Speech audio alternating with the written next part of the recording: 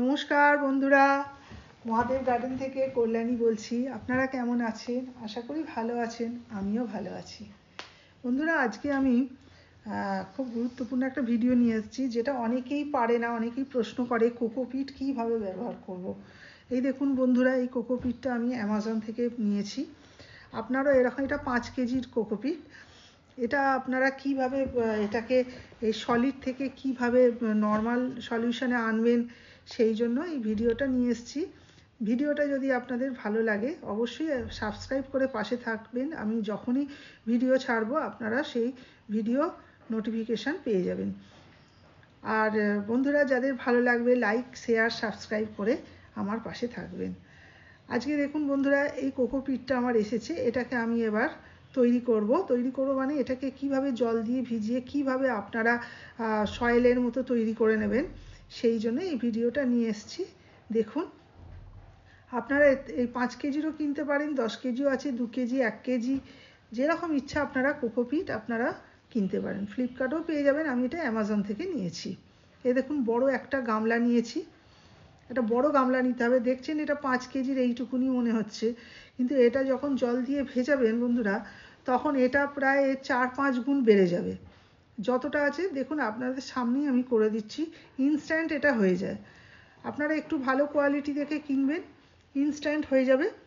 এতে আপনি জল স্প্রে করুন। আমি তো এই দেখুন জল স্প্রে করছি। এইভাবে আপনারা জল স্প্রে করবেন। যদি জল স্প্রেয়ার না থাকে, এমনি বালতি করেও ঢেলে দিতে পারেন। আপনারা আধ গামলা জল নিয়ে ওর মধ্যেও ভিজিয়ে দিতে পারেন। আমি এইভাবে করি, ওপর থেকে আস্তে আস্তে করে এইগুলো হালকা হালকা করে ছেড়ে যায়। এই দেখুন, এইভাবে আপনারা স্প্রে করবেন। আমি তো এইভাবে স্প্রে করে করে এর আগেও একটা 5 কেজি নিয়েছিলাম, সেইটা দিয়ে প্রায় আমার 20খানা টব রেডি করেছি।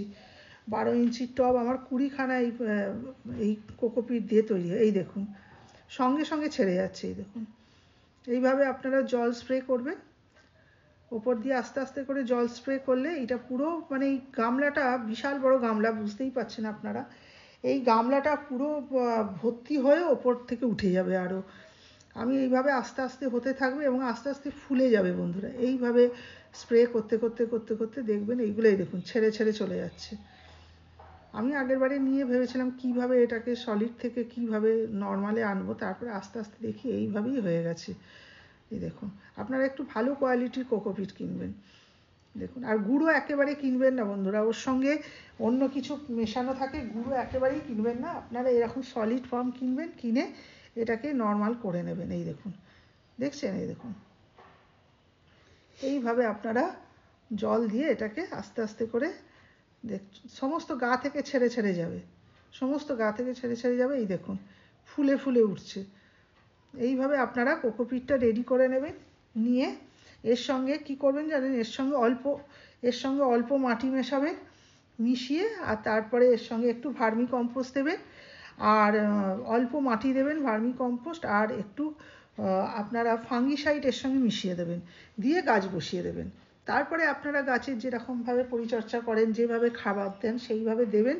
ব্যাস, আপনার মাটি ছাড়াও কোকোপিটেও গাছ হয়ে যায় খুব ভালো। আমি তো করি ছাদ বাগানে, ওয়েট কমানোর জন্য আমি কোকোপিট দিয়েই বেশিরভাগ গাছ বসাই। এইভাবে আপনারা করুন। ভালো লাগলে লাইক করবেন, শেয়ার করবেন, সাবস্ক্রাইব করবেন। ধন্যবাদ।